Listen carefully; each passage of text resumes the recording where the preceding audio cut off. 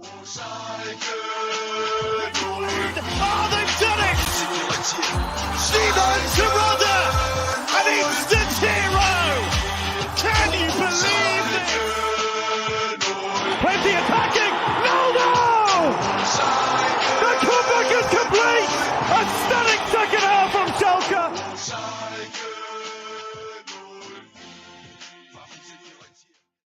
Blau und weiß sein Leben lang. Herzlich willkommen zurück auf Schalke America. I'm your host, Richard Carmen. Welcome to episode 181 of Schalke America, obviously. But more importantly, Victory Monday. Welcome him in, my co-host, Jack Mangan. Happy Victory Monday. Happy Victory Monday to you too, sir. That was a little bit of misdirection from you up top. Kind of a smooth, subdued couple seconds there before you got a little animated. I was going to say, it's Victory Monday. What are we doing here, folks? Yeah. But yes, Victory Monday for the second consecutive week, no less. Something, once again, not a consistent occurrence this year. So very happy. Would have been nice to experience that victory in its entirety at ESPN Plus, looking at you at the moment that we pay a subscription fee for, and the entire first half stream was unavailable, unfortunately. May have to get Schalke TV back up and running. I don't know. What do you think? I think they might have disbanded Schalke TV, honestly, but we'll figure that out. But yeah, I mean, yeah, for as much as we're paying for ESPN, which is nickels and dimes compared to Sky Germany, still you expect it to start the game on time, and they did not. They didn't start until the halfway mark. I mean, they should get half their paycheck, right? And it wasn't just Schalke. It was the entire Bundesliga, which is a slap in the face, honestly. I heard the stream was up on Hulu, so I don't know if there's an ESPN issue or what.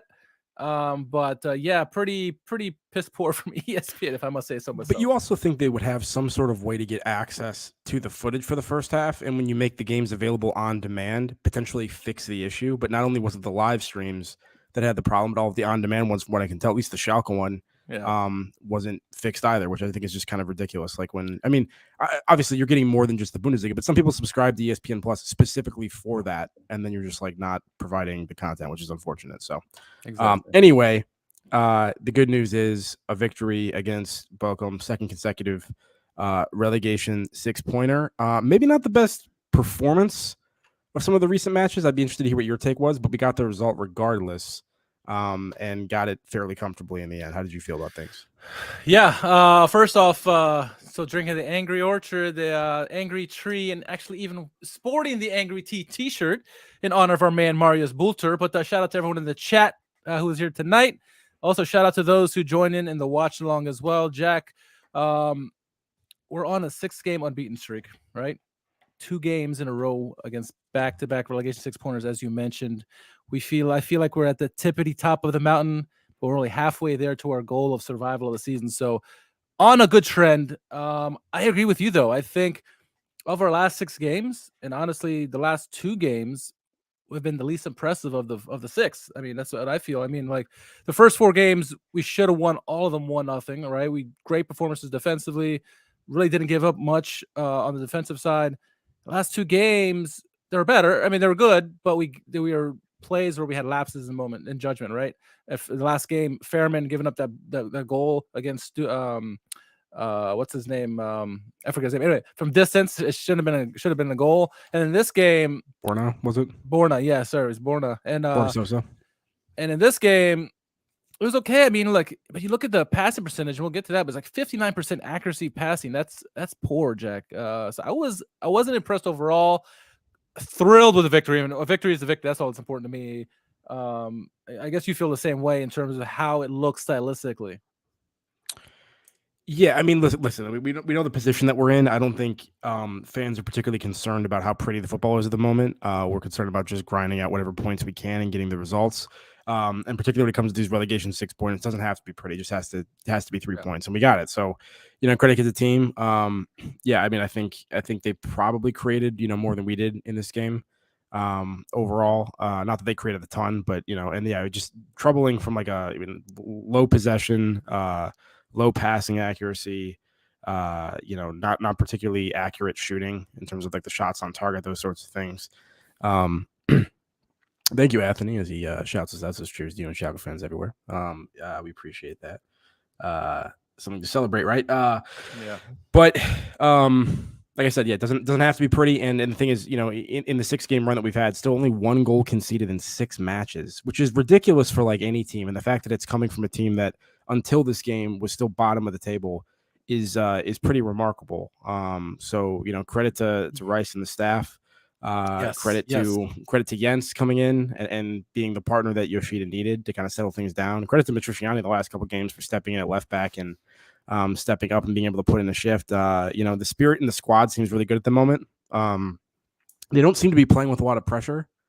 I really do feel like that emphasis early on where Rice said, like, you know, like we're the hunters, like we have to like kind of chill out, you know, like, and it's, you know, it's all just kind of like gravy for us kind of a thing. Like, we have to have that mindset. And I think that's a good way for the team to be operating. And, you know, hopefully the belief is coming back a little bit. I think Stakarin has it dead on. It's a Jens appreciation moment. I mean, we've looked so calm defensively for the most part, in large part to Mercedes Jens. Not that he's been looked, you know, 100% bulletproof in this whole process. He's had his blips, right? But for the most part, he's calmed our defenses. He's helped our defense become more aggressive than they normally are, allowing us to kind of dictate how people attack us in a sense, if that makes sense. But yeah, well, again, we've talked about this every podcast since he's joined us. He's just been a breath of fresh air, and Yoshida has said just as much the same, where he said, you know, I feel like I'm finally playing the competent back where I don't have to feel like I'm doing 2 jobs versus my own. So yeah, absolutely appreciating Maurice Jens at the moment. And yeah, and as Cascadian Pixie mentions in the chat here as well, Leverkusen, I believe, beating Hertha, right, 4-1, and then Bayern finding a way to get past, 2-1 as well. So other important results around us to kind of keep that gap from widening back up after our Saturday slate victory. Yeah. Let's get into the lineups. Interesting lineup in this one, sort of. Brunner back in the starting 11. Good to see him back. Matriciani, as you mentioned, in left back. Rice had talked about pre-match how, you know, Brunner was coming back. That means someone had to be on the left, and it's either Aiden or Matriciani. And I felt that Aiden was probably going to be the guy, you know, that would have to go to the bench because Matriciani played fairly okay against Stuttgart. He came up big in the early part of the game and held his own. The coach liked his courage, and he deserved a second shot at that left back spot. We were hurting because no Urinen, no Oyan. And for the second straight game, he's helped steady that back line. Not the best of the back 4, but he did his job, and that's all we can ask, right? Yeah, I agree. And look, I know you and I like to speak about the youth players that are kind of advocates for seeing more of them. And so there's certain periods of time where there's somebody that's shown flashes and we kind of wish we could get additional looks at them, but I don't think we're overly unfair if a player actually, you know, like, so I don't think it's unfair based on the way that Aiden looked. It's filling in for Brunner to be like, yeah, give Matriciani the start over there instead. I don't think, once again, that Aiden came in and, mandated a serious look for every single match day squad based on his performances. So yeah, I was fine with it as well. Naturally we'd like one of our proper left backs to be available, whether it's Orion or Oyan, Urinen or Orion. Sorry, I almost pronounced their names similarly there. But yeah, Matriciani, he's going to work hard. He's going to put in a shift. He's reasonably well-rounded. And as long as it's not like a long-term exposure, I'm fine with it. Yeah, 100%. Shout out to everyone who's watching here right now. And if you haven't done so yet, make sure you subscribe to the page and like the video. Would go a long way for sure with our content creation. Before I get into the rest of the lineup, you had mentioned how good we've been in the last 6 games. It's really been an incredible run that we have. In the second half of the season, we are the 5th best team in the Bundesliga in terms of points collected. I think we've collected 10 points in the second half of the season thus far. And the best, I think, is Mainz of all teams. I think they've collected 15 points, I think, or something like that, or 18 points. So, we're doing really well at the moment. And a big part of it has been our midfield. Mostly the 2 guys is Krall and Kraus, but they were joined by Eder Balanta. And this time, I joked about how at pregame that how fast would it take for Balanta to get a yellow card in this one? 10 minutes, I said. I was pleasantly wrong, and the Kraus almost beat that time. Hey, you need an enforce every once in a while, so I don't mind having a guy like Balanta on. But I think Kraus, Krall, Balanta, any one of those 3 is liable to get a yellow card during the game because they tend to kind of fly around, throw the tackles in, and they're just sort of those sorts of players. So, but you like to see that energy, you like to see that that edge as well, especially when you're in a fight like this. So it's not necessarily a bad thing. Yeah. So with Drexler out, Drexler's out with an apparent injury. He's out for the derby this weekend, Saturday, 11:30 p.m. Eastern, 11:30 p.m., 11:30 a.m. Eastern time, 10:30 Chicagoland time. So instead of seeing Drexler, we saw Salazar and Bulter up top with Fry. I was okay with it. It was an interesting. I mean, I looked at it as a 4-3-3. I mean, I don't know how you saw it, or 4-3-2-1. But Salazar and Bulter, I thought, particularly played fairly well, especially Bulter. Bulter's just been a man on a mission the last 2 games, maybe 3 games. It seems like. Thoughts on the front three? Yeah, I mean, obviously, I wasn't able to watch the first half, so I wasn't able to see kind of what shape they were playing initially, and it was a little bit unclear in the second half. I think once Balanta was subbed off, then it definitively turned into a 4-2-3-1 from what I could tell, but I wasn't sure, how they were setting it up initially, if it was, a 4-3-3 or, Kraus kind of being the more advanced central midfielder. But Fry's still starting, not particularly surprised to see that. Terrada's been playing that off the bench role recently.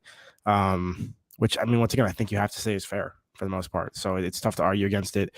Salazar, yes, we want him on the pitch whenever we can.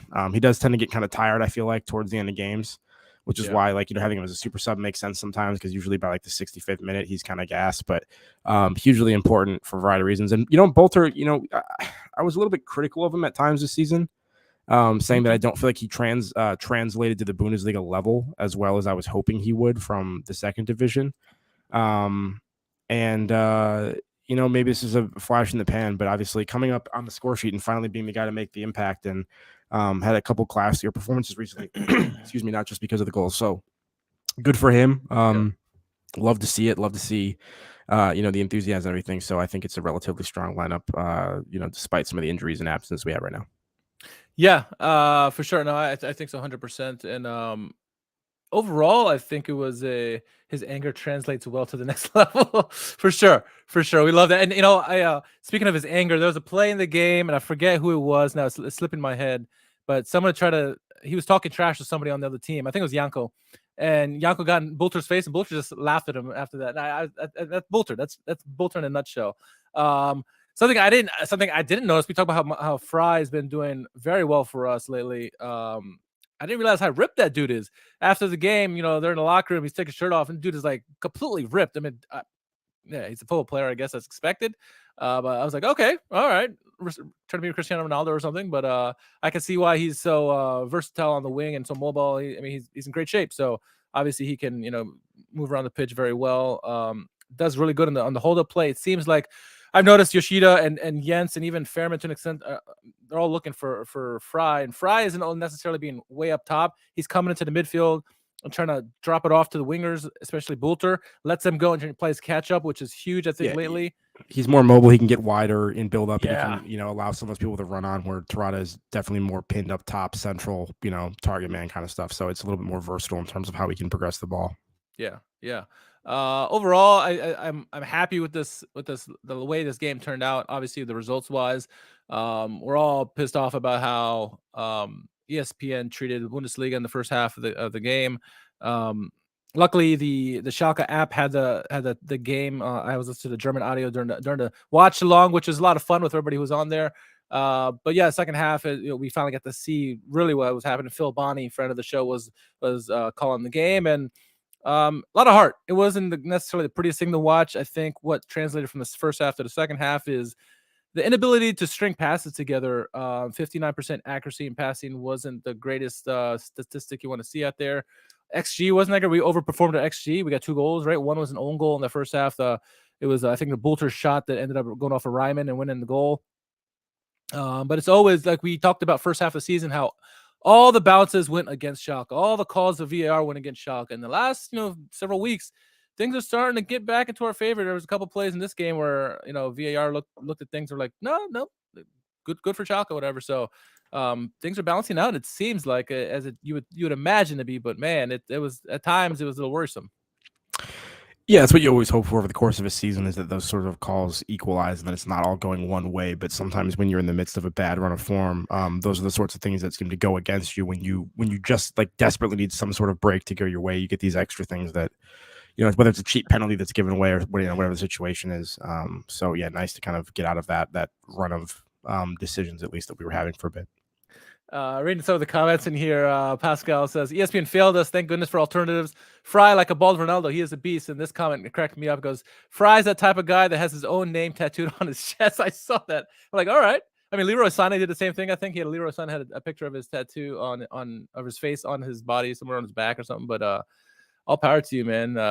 All power to you if you can do that, pull that off. I can't do that. But shots wise, I mean, going back to your comments, it said we had the advantage in shots,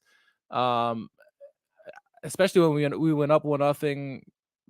Bochum had a lot of possession in this game. It was pretty much 60, 30, 37 around there for the entirety of the game. Against Stuttgart, what we saw is early on, we had a lot of possession. Once we got the goals, we kind of backed off and let them kind of dictate play. This whole game seemed like it was mostly Bochum. Though most statistics were even, but the two glaring ones were the XG and the passing accuracy. Again, the result worked, but we cannot succeed long term with passing accuracy that low. It's a pet peeve we had about last year, and again with me, I just think that needs to get better. If anything else, if I want to be nitpicky about anything, it's the passing accuracy. That was pretty bad. Yeah, even our performances where we had like some of our better games in terms of that stat specifically, the numbers still aren't particularly high. No. But at least once again we took advantage. We got a bit of luck in the first half, and then we were able to take advantage of something in the second half. Right off the training ground. So set pieces, man, those things can make up for deficiencies elsewhere. We saw that in the first season on Tedesco, right? Yeah. Absolutely. Tedesco's that team overperformed their XG like no other, right? And in particular that game the Derby game that was coming up this weekend, right? Down 4-0 and come back and get 4 goals in a row.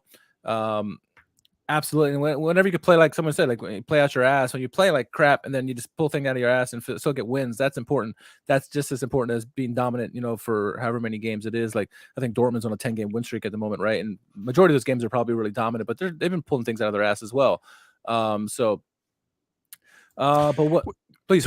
I had a question for you though. So regarding Bolter's goal, the second goal in the second half, which came first of all came as the corner that it came off of was Brunner whipping in a nice cross to Terada, and so that once again Brunner, we talk about how he doesn't get forward as much as some other players. That hasn't been his calling card. It would be nice if he could do that. We had a dead ball situation, and Jens had nice awareness and vision and kind of played this like low through ball like straight out to Brunner in space from a dead ball situation, and he was able to whip something in. Terada just seems like every time he gets his head on something, it just goes right to the keeper. I know. So he seems to be reasonably good at winning the header, and then he just cannot direct it for whatever reason. I feel bad for him. Either side, Anyway, but nice play there, and I just wanted to shout Brunner out for that because, like I said, he's been better over the last couple months that I had thought of him previously. Anyway, that corner in other set pieces and like free kick situations this game, I felt as if there was certainly more choreography. And it looks like something that they've been working. And so I was wondering, because when Bolter scored that goal, they all ran over. It almost looked like to Gelhaus specifically. Is he like the set piece coach? Because he's one of the assistants. Like, is he in charge of this? Because it almost looked like they did that off the training ground. They all went to and they all went off to him. They went to him. Yeah, exactly. As opposed to like Rice. And like I said, on some of the free kicks, there seemed to be more choreography between like Salazar and Tobias Moore when they came on later and that thing. I wonder now that Thomas Rice has kind of like settled down some of the more main components of the play, if they're spending more time in training on sort of those like ancillary things like set pieces and other stuff to try to kind of round out the package. Just something to kind of keep an eye on going forward. Yeah. It's working. And and I think again in the watch along, just at that time, just before the header came in from Terada, I was like, look, we need to get another goal here. It's it's a little too tight for my liking, and we get the corner play, and then all of a sudden Salazar with it was a smart play overall. I mean, it's obviously a training ground play where Bolter, who normally goes into the box looking for the header, he kind of like drops off and then cuts across the top of the box. Salazar gives a short pass where nobody was on Bolter, and Bolter puts it on target. That's what you got to do, and it went through legs. We got fortunate there, sure, but great goal. Yeah, but Bolter likes to like sit near post and flick stuff on a lot. But he starts kind of like opposite from where Salazar's corner is, kind of behind everybody, and then you have Maya Yoshida and Jens and Terada kind of right in front of the goalkeeper, occupying some of those players, kind of boxing out, and also trying to, I think, block off some of the vision of the goalkeeper as well. And then, right as Salazar's getting ready, Bolter peels off, kind of rounds the corner and receives it low, and he just hits it. And Yoshida actually like gets out of the way of it. He's doing a good job kind of backing his defender down and then kind of like lifts his leg, so it just lets it go through. So, really impressive. Like I said, I keep an eye on whether or not we see kind of more of stuff that seems a little bit more rehearsed, because I think that was something that was lacking. That was the first set piece goal. No, the first corner goal, I think, all season. Maybe not the first set piece goal, but the first goal from a corner from us all season. So in our 100th corner kick of the season, I think it was, 100 set piece. There you go, century mark. Perfect timing. Pascal says they studied this set piece. They saw that in the after-match interview. Said it never worked in practice, but of course it works in the game, which is great there. So Edwin asks, do you guys think? How you doing, Edwin? Do you guys think Kazuki's emergence has a lot to do with Bolter putting a few performances lately? It has something to do with it. I mean, that I think Bolter seeing what Kazuki's doing is certainly inspiring, right? Especially a guy who's first time in the Bundesliga doing what he's doing. But Bolter has this in him, and he's struggled at the beginning for whatever reason. Part of it is the team just not performing well enough. And so part of it, I would imagine, is inspiration from seeing like guys like a Kazuki and Salazar coming on with his performances as a substitute early, I guess, in the Rückrunde. But I think it's part of that, and part of it is just Bolter getting ready, man, getting fighting mode, and playing against his old team. Union Berlin probably helped a lot as well, right? Giving him confidence. Yeah, I mean, the one thing I'd say is it's always a good thing if there's competition for places in the squad. Like, you always want that, even if you're, a team that's not in your situation and you're going for a title. You still want there to be competitions, that people stay sharp and they try to, if you have people that can kind of slack off because they think they're safe, the effort in training is going to drop, and that's going to translate to the pitch and everything. So in that sense, that may have something to do with improved performances from other people, second you add people. But I guess what I would say is, Kazuki tends to play on the right for the most part. Bolter, when he does play in a wing role, is usually on the left. So I wouldn't say that Kazuki is a direct replacement for Bolter, necessarily threatening his spot.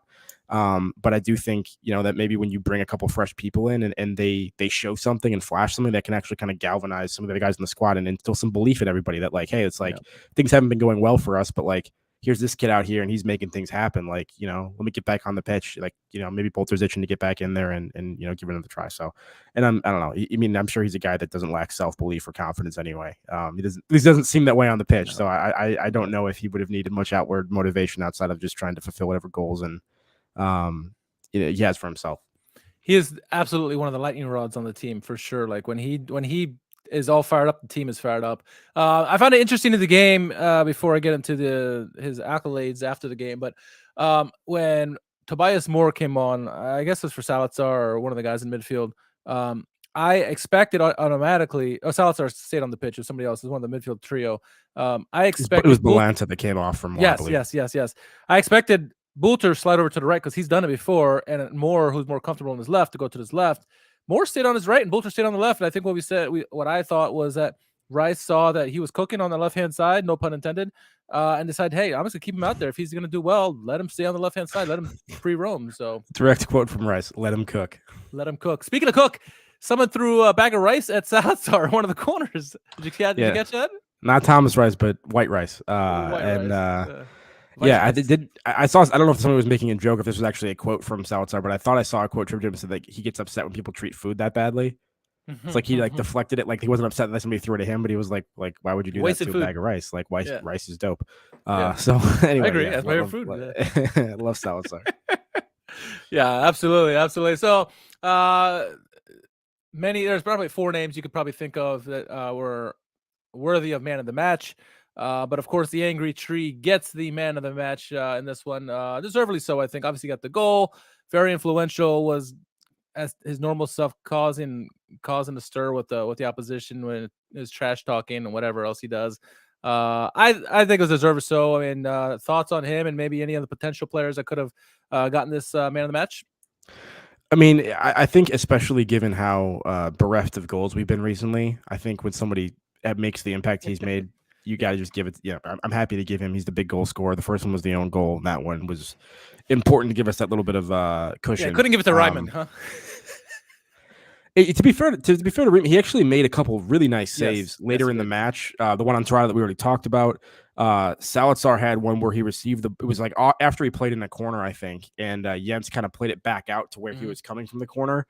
gets around one guy and kind of whips in a ball like to like the near upper 90, kind of like, I think caught everyone by surprise a little bit, but Riemann was on top of it. That could have been an on-frame shot as well. Yeah. So recovered well at least. But yeah, Bolter, nice to see him back on the score sheet. We desperately needed those goals. Fortunately, the defense has been keeping up, and if that's the case, I think the goal scorers are going to be getting our attention quite a bit going forward. Yeah, 100%. Fairman also had a big save in the game as well in the first half. So you didn't get to see it live because of the televising issue. Bulter for his efforts made the kicker starting 11. Also made the who scored starting 11 with Salazar. Interesting formation though with this kicker formation, because they have Bulter as almost a wing back in this position, because he's not the left wing right there. Or maybe he's a midfielder. I don't know, but nonetheless, good for him. Yes, the 3-1-3-3 formation that we all know and love so well. Or is it the 3-1-6? Yeah, there you go. William Schalke Canada House says, "Dang, I'm late to the party. Good evening. Happy Victory Monday. Happy Victory Monday for sure." Overall, again, happy with the result. Looking at the standings, we are no longer in last place officially. In 17th place, tied with 3 other teams: Bochum, Hoffenheim, and Stuttgart. 1 point behind Hertha Berlin. Those are really the 5 teams that are going to be battling it out for those for survival, for the 2 spots to survive. Hoffenheim is on the horizon after the Revierderby. They're on like a 5 or 6 game losing streak. They look dead in the water for sure. But on the flip side, we got Dortmund coming up, big game, and they're the complete opposite of Hoffenheim at the moment.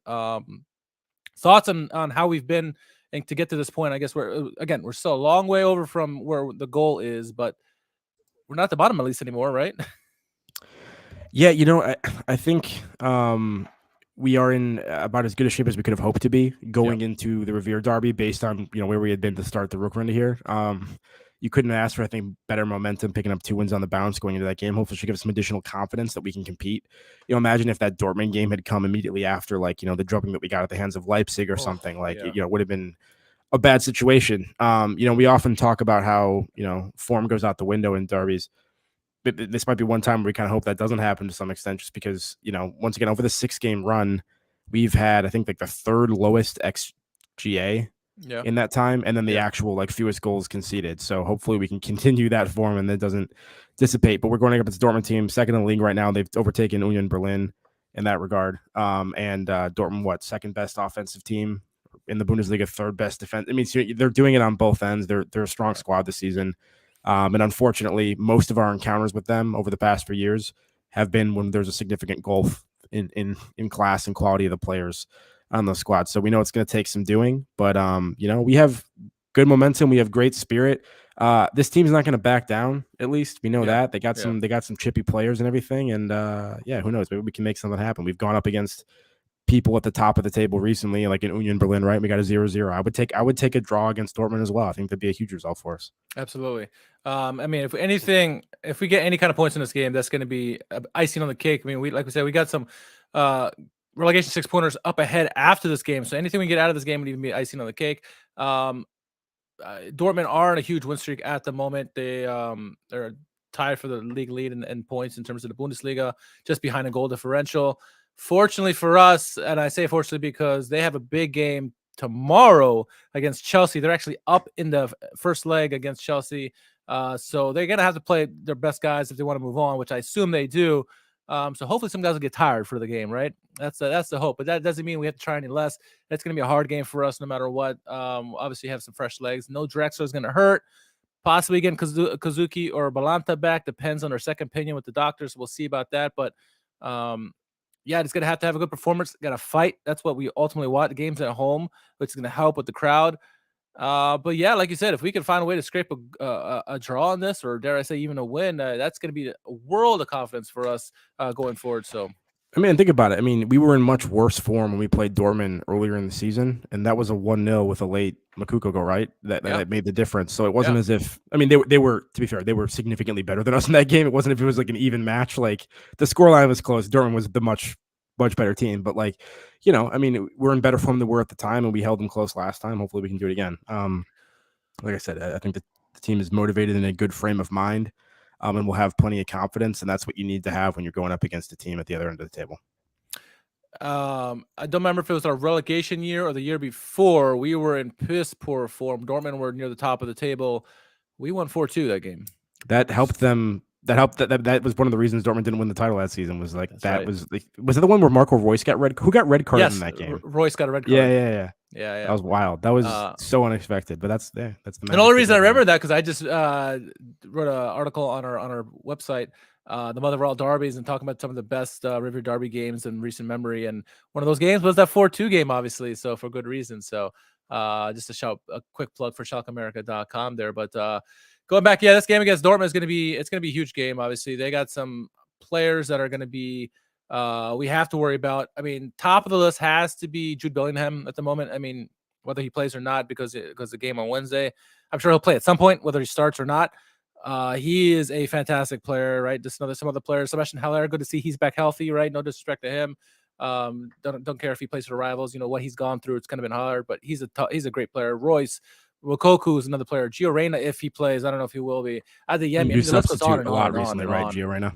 He's actually been nothing. He hasn't even started in the last. That's what I mean. He's been an unused substitute recently, a correct. bunch for some reason. Correct. And immediately before that had been in reasonably good form, I think, after the World Cup, right, when all the drama was going on, and he kind of came out and had a couple big goals or whatever to kind of quiet everybody and was doing that. And so he was doing this and this and all that stuff. Yeah. So part of me is kind of like, I kind of hope we don't see Gio Reyna because it's going to hurt me if he scores against us. But at the same time, if Dortmund has to score, I'd probably rather it be Gio Reyna because it helps his career than anybody else. So I kind of conflicted there, but hopefully it's no Dortmund goals we have to worry about at all.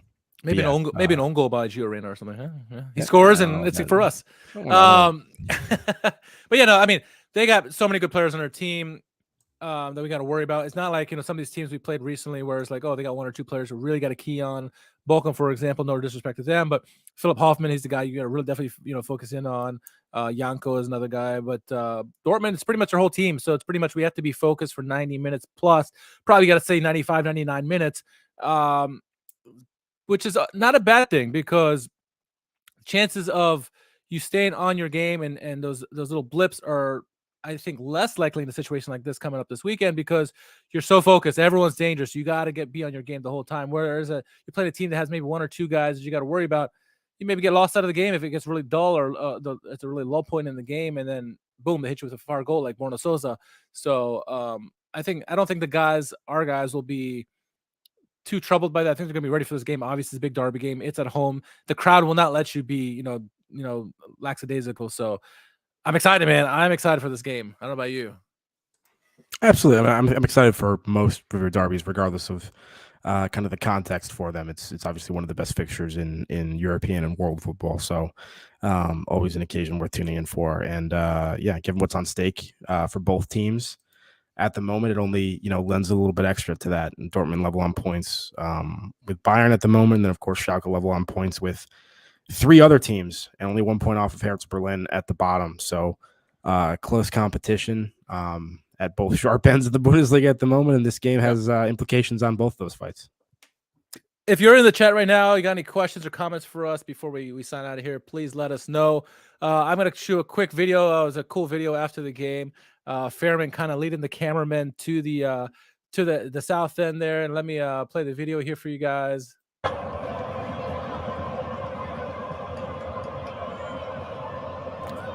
Team's all fired up. I loved it.